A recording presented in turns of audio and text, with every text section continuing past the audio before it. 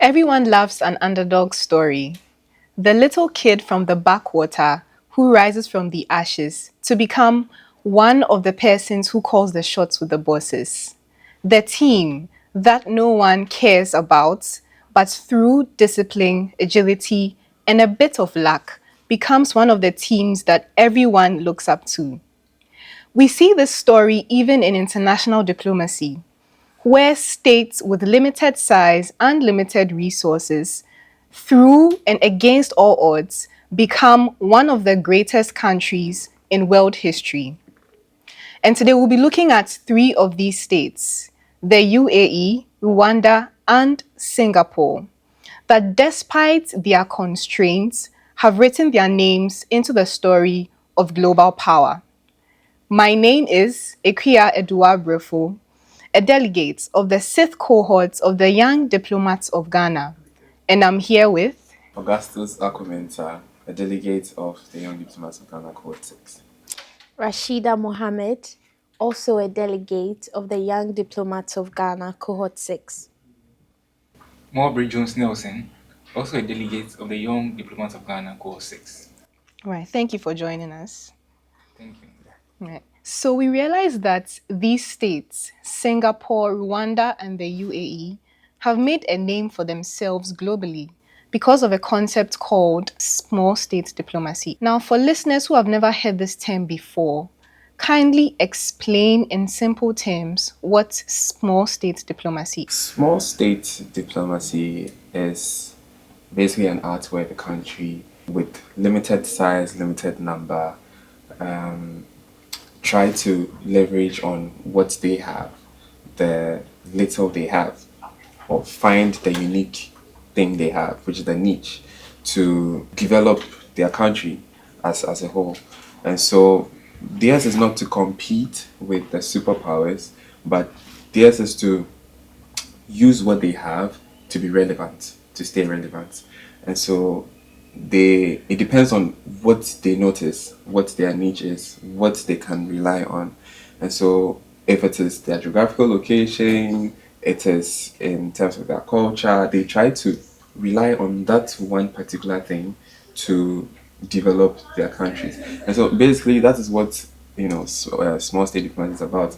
The underdogs trying to not compete with the big dogs, quote and unquote, but trying to also stay relevant in the global stage. All right. Rashida, how about you? Well, I think small state diplomacy largely, encapsulates a state's ability to, position itself strategically despite not being up to par with the superpowers like Augustus mentioned. So they may be lacking in terms of military power or economic dominance. But then when it comes to positioning themselves strategically to attract the international community or persuade, let's say, investors, they do so well with that. And that eventually leads to them being a diplomatic stronghold of some sort. To me, that is small state diplomacy. And I think it's something Ghana has been at play for some time now. Yes, so I also believe that small state diplomacy is basically the art of trading scale for size. It's basically you saying that I'm unable to outmuscle you, so I'll outmaneuver you. That's small state diplomacy, because when you look at these countries, Singapore, Rwanda, UAE, you would realize that there's oftentimes one thing in common, basically the size. And some people believe that the classification of small states can be based on two models. We have the quantitative and then the qualitative model. With the quantitative model, solely based on size, maybe their geographical location and population, you realize that all these countries would fall into that. But with the qualitative model being a state's ability to impact or influence international relations, Singapore may not fall into that kind of classification as of now. So those are what small states are. We need to use both models and their ability to find a niche area they can specialize in order to exert their power at the global stage, because on the global stage it's all just about power politics. So, if I heard you correctly from all of you, Small state diplomacy is when the underdogs rises and proves themselves that indeed they have power on the global stage. Thank you so much. So now let's move to Singapore. Singapore has been recognized as one of the global forces to reckon with. And so I want to find out from you, Augustus, what exactly did the country leverage on to build such world class influence? I'm of the view that Singapore is one country where their success story is very interesting to read, because this is a country which had little to nothing in terms of resources. And looking at them now, currently, it's they've come a long way. Singapore, in its early stages, as I said earlier, tried to find exactly what they could rely on to develop. And first thing they did was their geographical location. If you look at where Singapore is, it stands at the crossroads of the busiest maritime in terms of business. So they are situated along India, China. And India, China are one of the biggest countries in terms of businesses, especially China. And so they try to, use that to develop themselves. Not only did they rely on their geographical location, they also invested in infrastructure, in good governance, zero tolerance to corruption, and then invested also in high skilled labor as well. And so all these little things form part of their success story, and that essentially is a classical example of successful multi-state diplomacy. All right, thank you so much. So you realize that Singapore's success has been attributed to the leadership style. So Rashida, what exactly did Lee Kuan Yew leverage on, or what was his role to ensure that Singapore rose to a first world country? I think in addressing that question, we'll have to first of all take a look at Singapore's history dating back to colonial days. Singapore was first colonized by the British and then colonized by the Japan around the World War II, and then Britain took over again. And so, what ensued after that was that they attained internal self governance as at 1959, and by 1963, they had joined Malaysia. And by 1965, under the rulership of Prime Minister Lee Kuan Yew, they attained independence and became a republic. So, this is to say that they've had a very rough beginning. That's understandable. But then, what I think Lee Kuan Yew contributed to the nation's development was, first of all, his visionary style of leadership.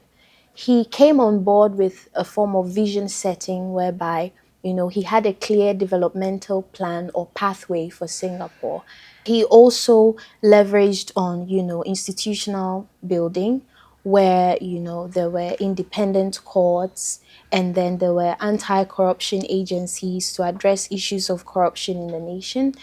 And then, he also leveraged economic, global strategy, whereby he had a way of bringing in foreign investments, through foreign direct investment, and that boosted Singapore's economy buoyantly. And so I think with all these, it kind of positioned Lee Kuan Yew as a leader who had Singapore at heart. Even though he had a style of leadership that was almost, I wouldn't say almost, it was questionable. That's me trying to be diplomatic. But, it's something we call the authoritarian pragmatism. And so in that case, we saw situations where there wasn't exactly free press, and I think there were no opposition parties, were there? Yeah. No, there were no opposition parties either. But then what is the difference here, in terms of how Lee Kuan Yew led, and how, even though we have certain political leaders who ascribe to democracy now, have not been able to lead as he did, despite being democratic leaders. Okay, the difference there is that Lee Kuan Yew did all that he did for the benefit of the nation. He wasn't a parochial leader. So I think this was the role he played in entirety when it, comes to Singapore's development. And it's a model Ghana and Ghanaian leaders should emulate. And I think this is something we as future leaders should consider as we're stepping up into authority. So, Mowbray, as Rashida mentioned earlier, Singapore has been seen as an authoritarian state, particularly from Lee Kuan Yew. He's been called a dictator. Do you think Ghana can realistically replicate such governmental discipline, taking into consideration our political culture? I do believe that Singapore, right, through Lee Kuan Yew, did copy Ghana in a way. This is because in the 1960s, Lee Kuan Yew came to Ghana to visit Dr. Kwame Nkrumah. This is because he was impressed by what he was building, and he was so happy about it. He wanted to model that in Singapore, that's home. And when Nkrumah was overthrown in 1966, he was actually so disturbed because with how he was impressed with Nkrumah's work, he even indicated it in his memoir. So when he was overthrown in 1966, he was so disturbed that he even wrote a letter to Nkrumah stating that Ghanaians deserve all the vision and ambitions which he had for Ghana and Africa as a whole. The thing is, Ghana doesn't lack ambition or vision. The problem is how to implement it. And if you look at Singapore, the implementation model has basically been on ruthless meritocracy, zero to no tolerance corruption, as they mentioned, honesty, the practical approach, etc. That is what Singapore has been hinged on. So that's what basically Ghana needs. We don't lack vision, we don't lack ambition at all. If you look at in 1995, J.J. Rawlings, he had this vision 2020 for Ghana, but where is it now? Nobody actually followed it. So that's the problem, how to carry that through. And when you go to Singapore, for example, about 80% of the population actually live in quality government affordable housing. Look at Ghana. We have the Sagami project abandoned. Nobody is trying to follow through with it because one party started it, so another party doesn't want to continue. So that's the problem, trying to follow through with their policies. Yes. Yeah, thank you so much for that. So, I think let me ask my last question on Singapore, and I think I would ask you, Augustus. You realize that Singapore relies on a strategy called strategic neutrality. So they don't pick a side on the global scale. Now, do you think such policy is realistic for Ghana, considering the fact that Ghana is committed to regional blocs such as AU, ECOWAS, and the Commonwealth? Ghana's story is different from Singapore's. Ghana has been, during Nkrumah's time, has sort of been the pace setter on the African bloc, and it's more or less like these unions, especially for the African Union, ECOWAS, sort of revolve around Ghana as a country. So in terms of mediation, conflict resolution, Ghana has sort of been in the center. And so I believe it's different from Singapore's. Ghana has its own vision on the international stage, championing African interest, championing the stories Africans are concerned about. And so I am of the view that it doesn't actually have to do with neutrality as compared to Singapore, but we have our own tangent to which we are treading. Thank you so much. So now let's move close home. Let's move to Rwanda. Rwanda has been seen as one of the African countries that has really risen through the ranks, considering the past that they had concerning their genocide wars and everything. So I want to find out from you, Rashida, what exactly attributed to Rwanda's rise to such success? I think what attributed to Rwanda's rise was their, ability to revive after the genocide. And this genocide dates back to 1994, where we saw a certain brouhaha between, the Hutus and the Tutsis. The Hutus being the majority ethnic group of Rwanda and the Tutsis being the minority. And this was sort of like a genocidal government at play. And we saw how President Paul Kagame swept in, assumed presidency, and then liberated Rwanda literally from genocide. And then that kind of reset the international community's mindset about Rwanda. It was now seen as a state that respected human rights because Paul Kagame, implemented some strategies such as women empowerment, for instance. So we saw approximately 61% of women in political participation in parliament, right?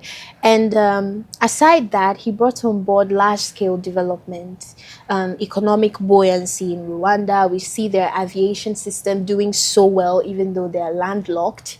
And it's just beautiful to see that he was able to implement all these policies within the period of him assuming presidency after the genocide.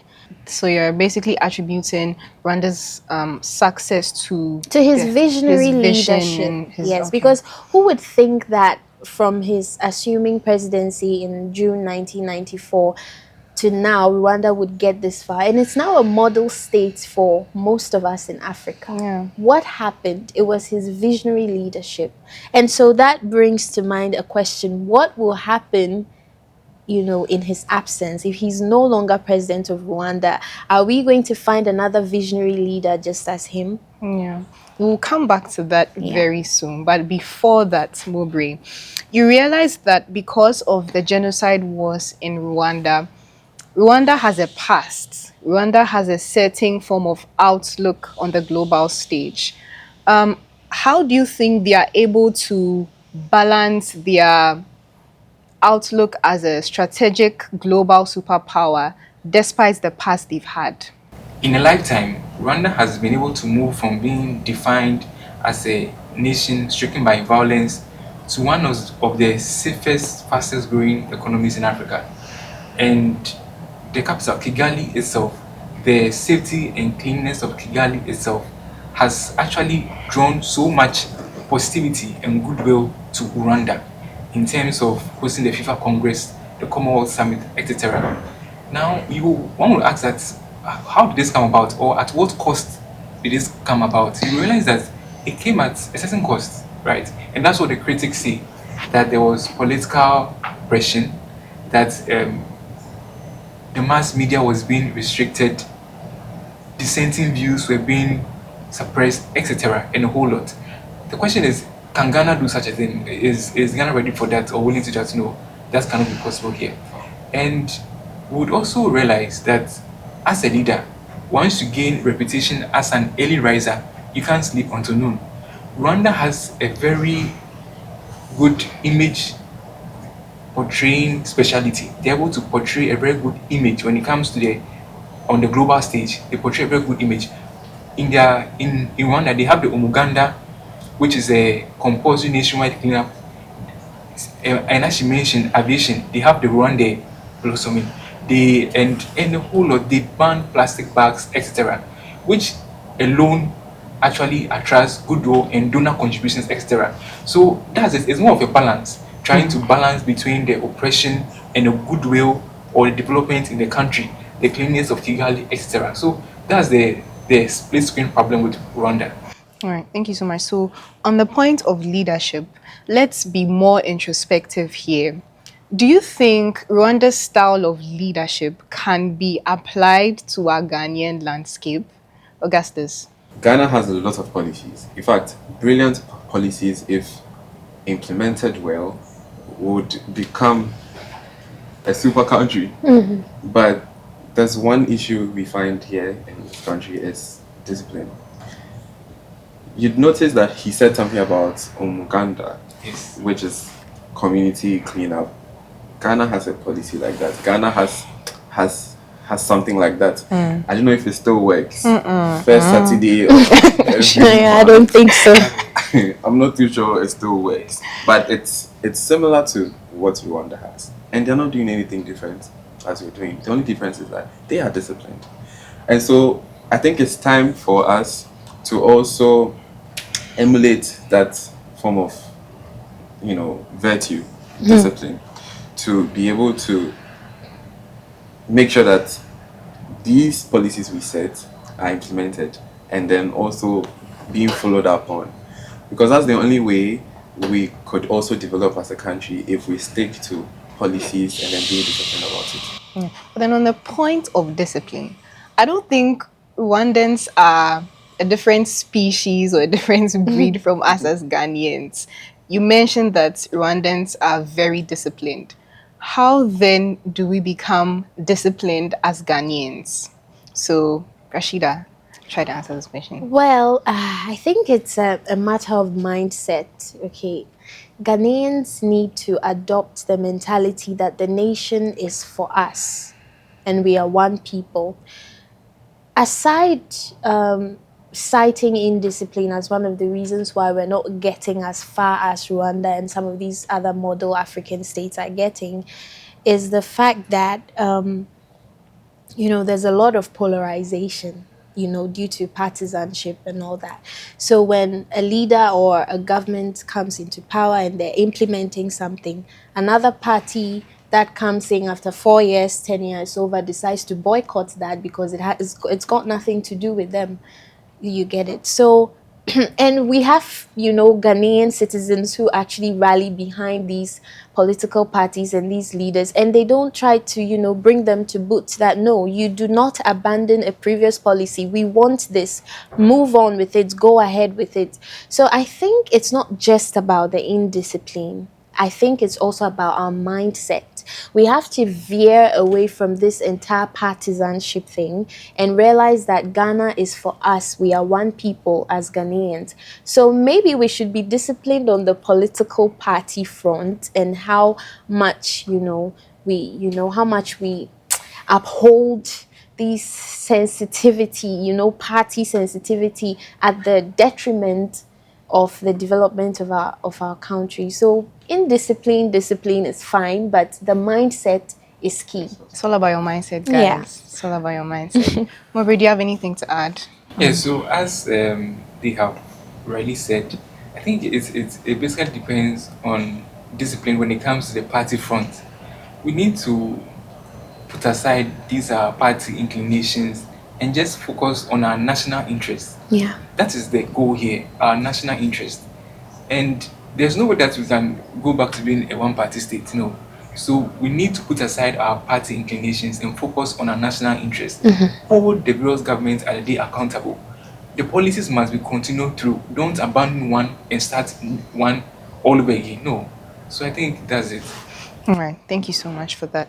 So now let's move to UAE, the last country on the list. You realize that UAE has also risen through the ranks to become one of the global superpowers.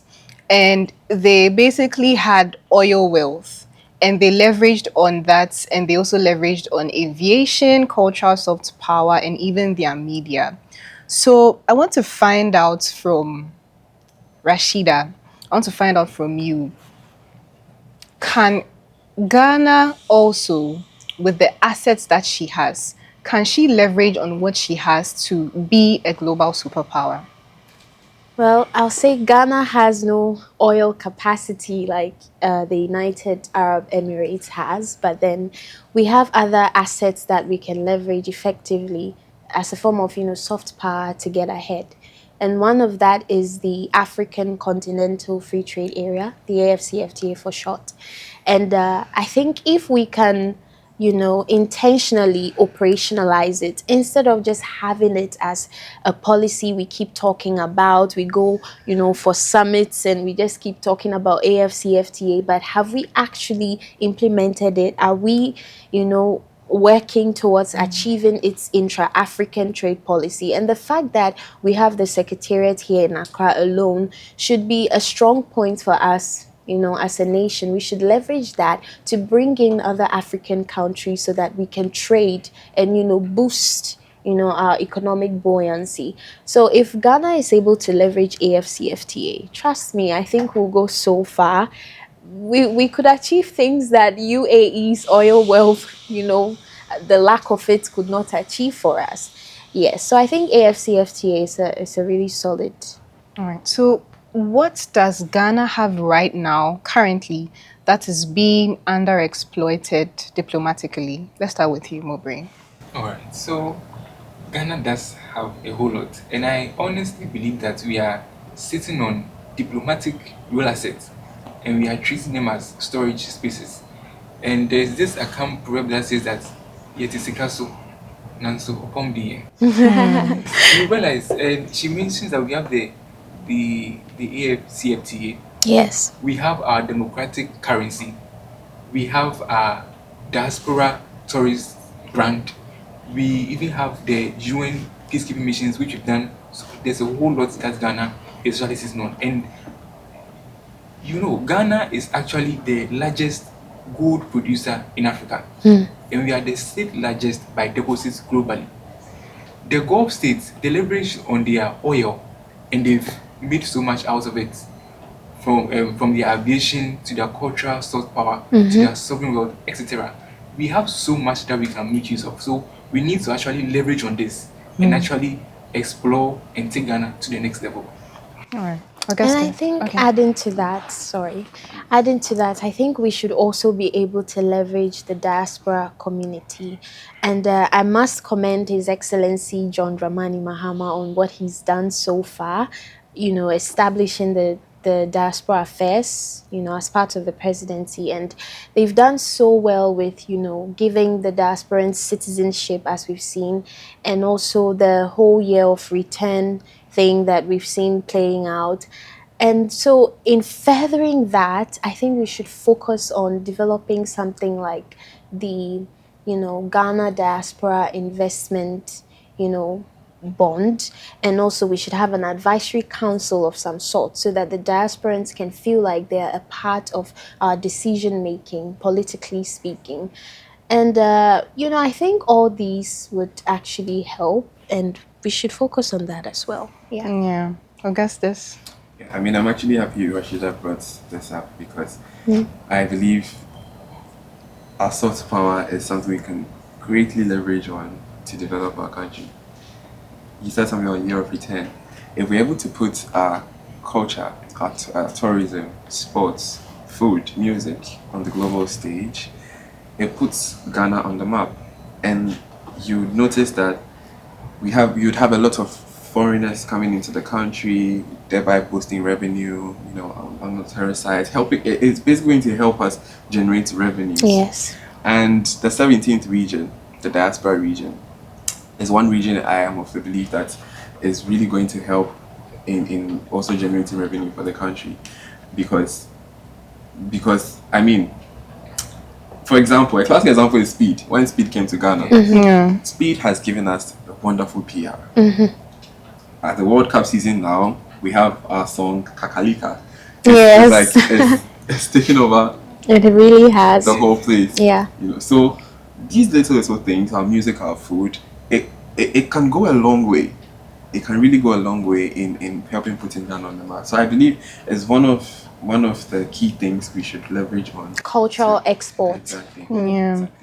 So still on the diaspora, Augustus mentioned that Mahama has described the diaspora as the 17th region of this nation.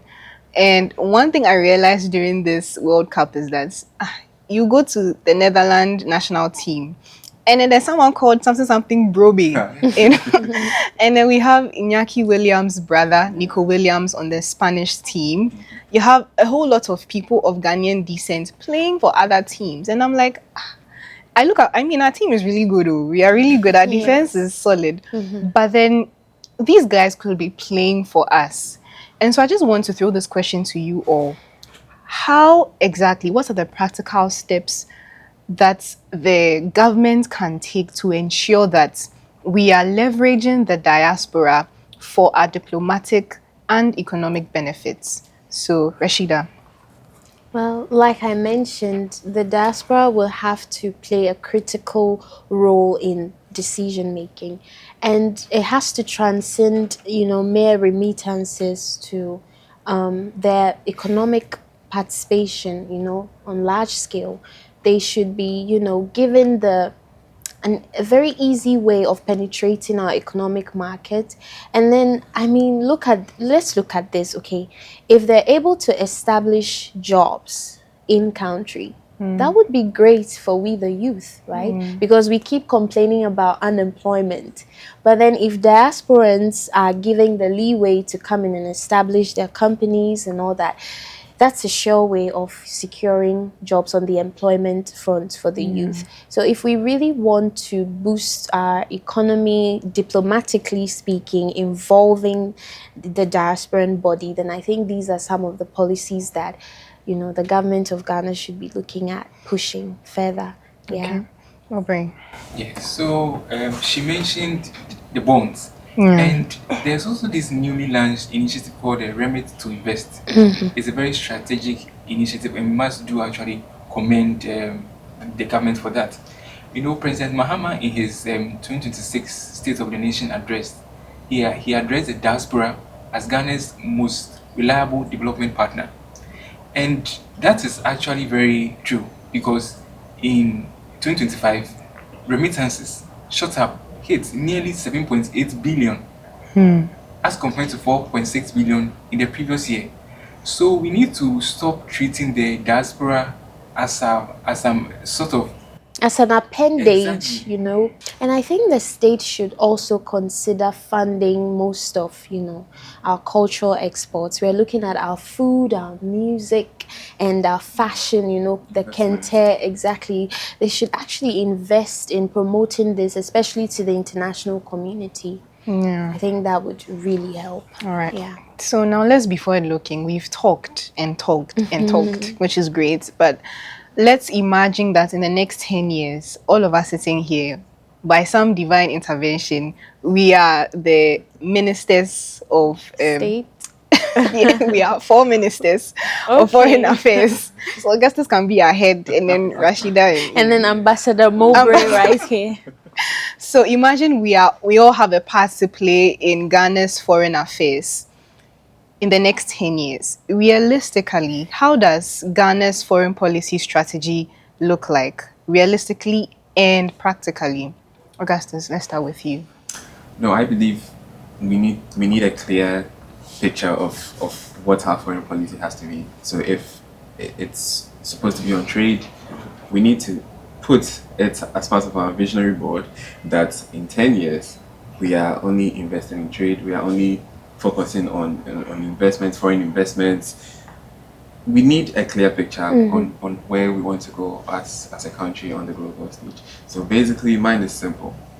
The picture must be clear on what we need to achieve or what we want to achieve in a span of 10 years. All right. Well, I will always bring it back to the AFCFTA. Recently, Africa held the Africa Prosperity Dialogue, where several African leaders and other Africans convened here in Accra, Ghana. And the theme was basically around borderlessness. Okay, and that has led to a lot of pandemonium on the continent as to how it's going to be implemented.